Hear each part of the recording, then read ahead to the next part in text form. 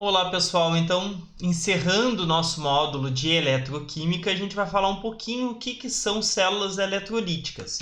A célula eletrolítica ela é utilizada, por exemplo, para a produção do metal magnésio.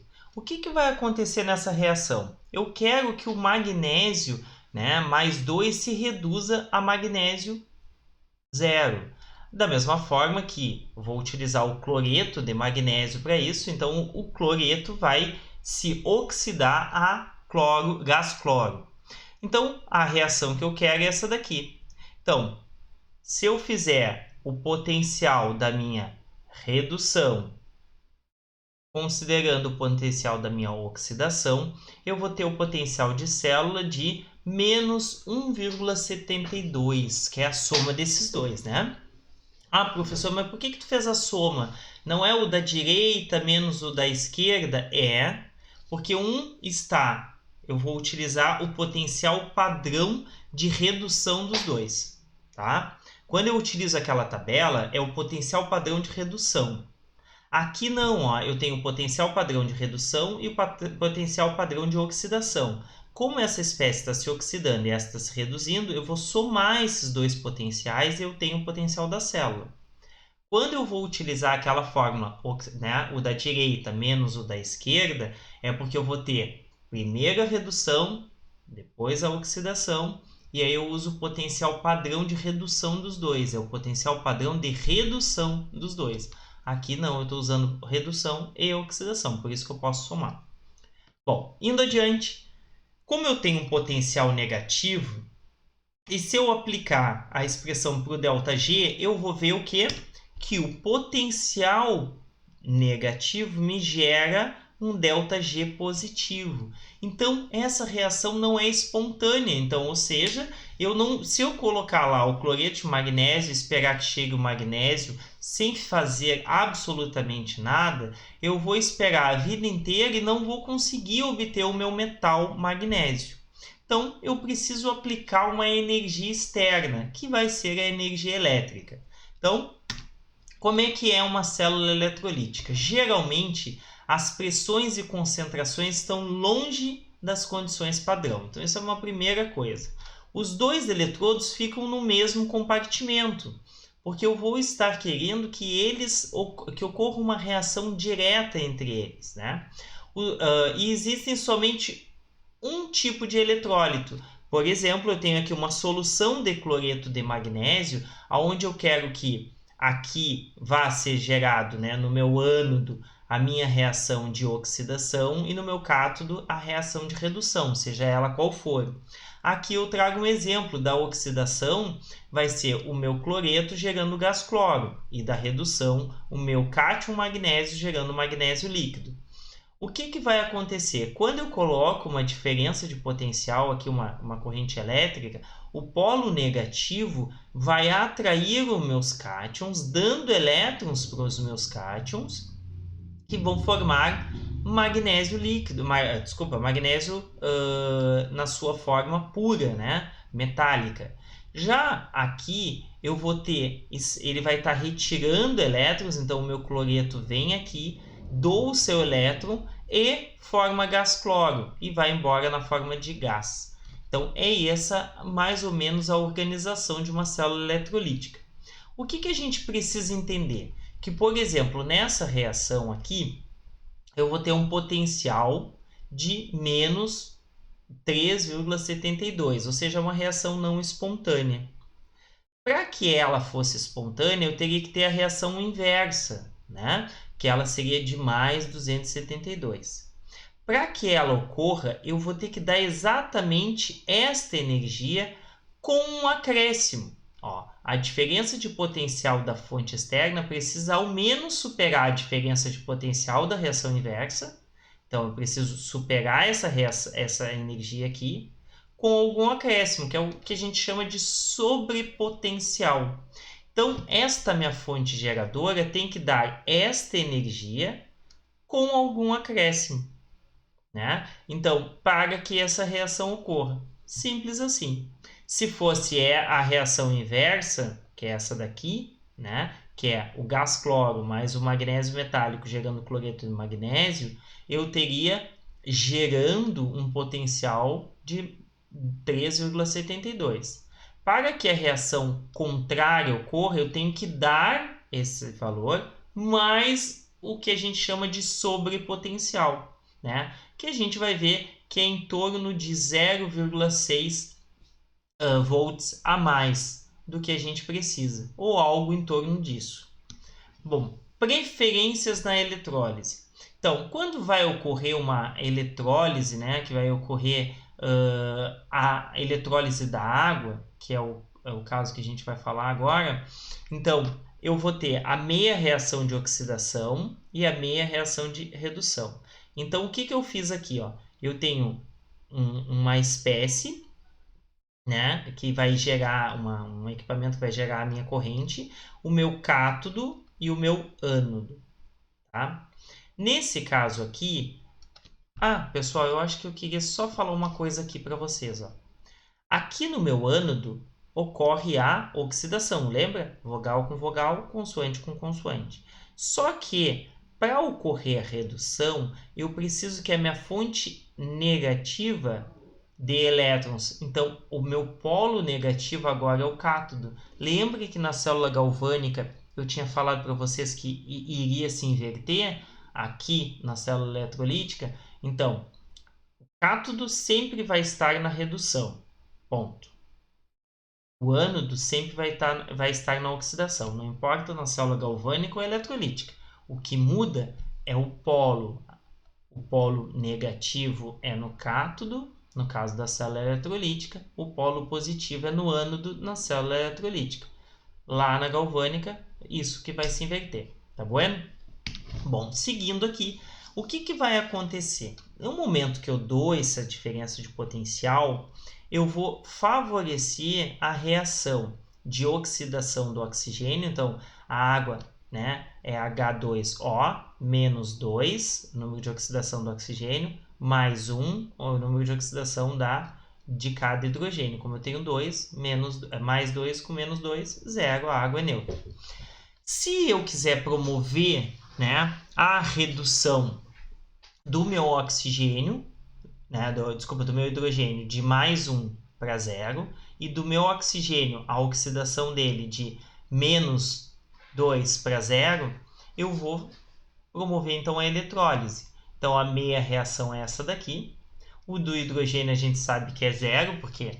Porque lembra lá do potencial padrão, o eletrodo padrão de hidrogênio foi arbitrariamente, né, dado potencial 0 para o hidrogênio, porque todos os demais são balizados por ele. Então, esse valor aqui é o valor que eu vou ter do meu potencial que eu preciso dar. Né? Então, a energia que eu preciso dar é para isso. Só que o que acontece? Mesmo que eu dê essa energia, né, a água não conduz a eletricidade. Então, eu preciso colocar uma espécie, né, íons aqui para conduzir.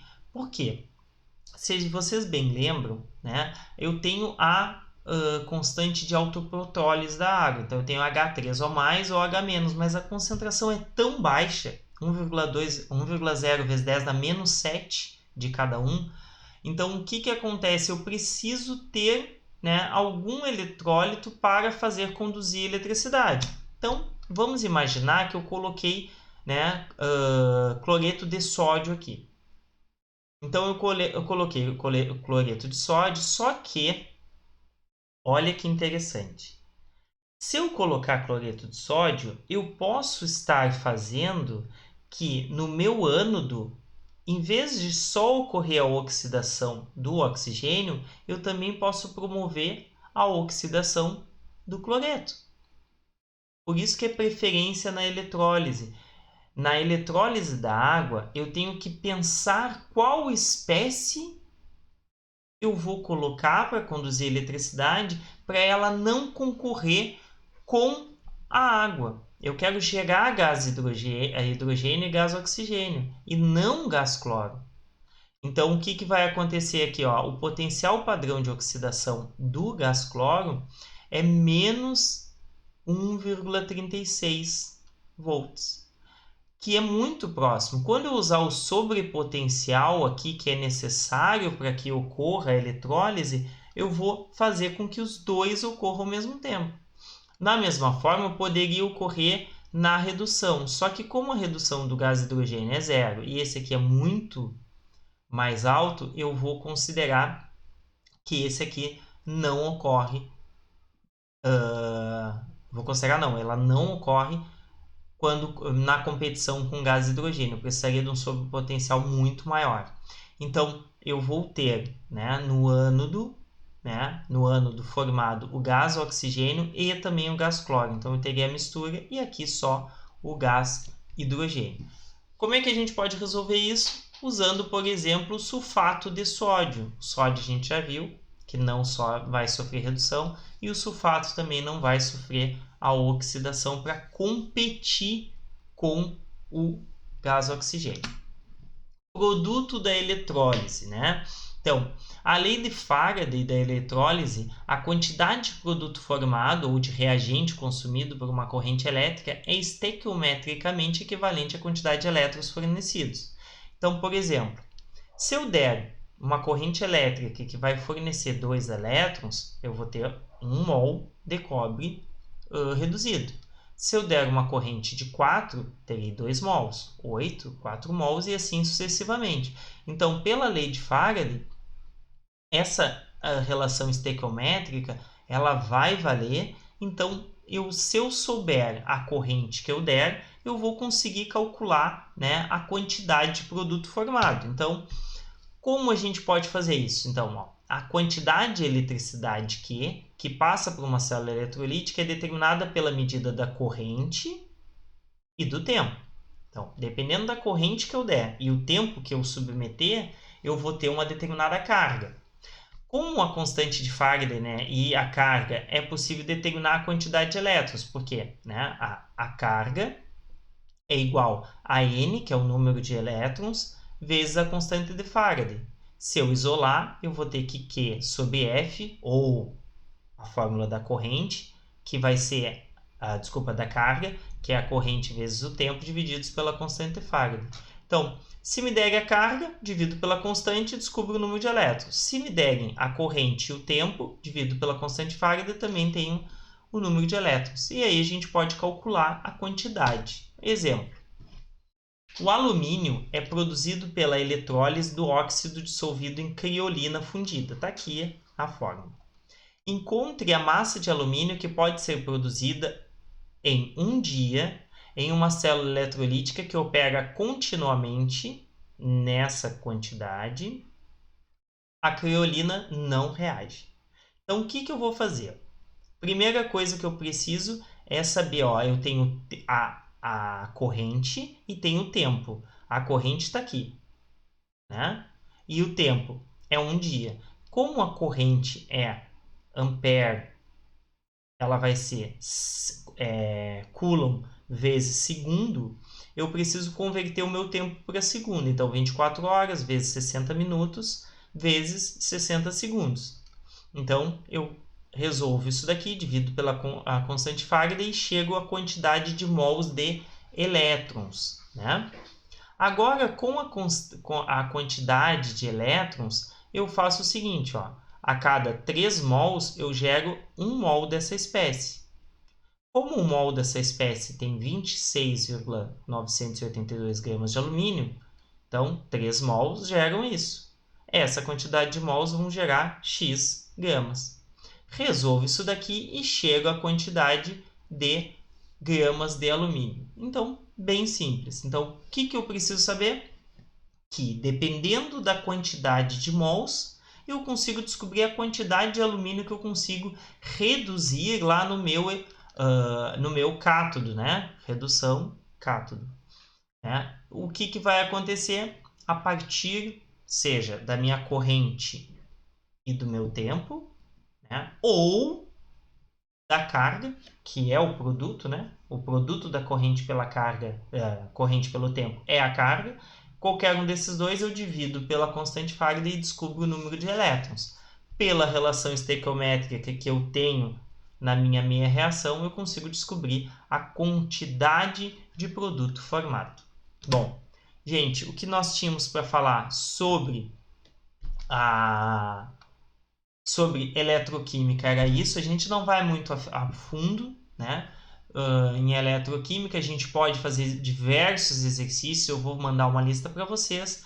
Espero que tenham gostado de entender um pouquinho mais sobre pilhas e baterias. A gente poderia ver as diferentes pilhas, o que é uma pilha alcalina, o que é uma bateria de carro. Bom, mas isso iria mais a nível de curiosidade, né? Mas o principal é vocês entenderem que existe química envolvida ali, que é uma reação espontânea, no caso das pilhas e baterias, uma reação não espontânea, no caso da zincagem, né? Então, quando eu mergulho uma peça, né, numa solução eletrolítica e aplico uma diferença de potencial, eu posso fazer, por exemplo, a zincagem de uma telha ou de um metal. Eu quero cromar algo. É assim que a gente faz, né? A partir de uma diferença de potencial numa célula eletrolítica.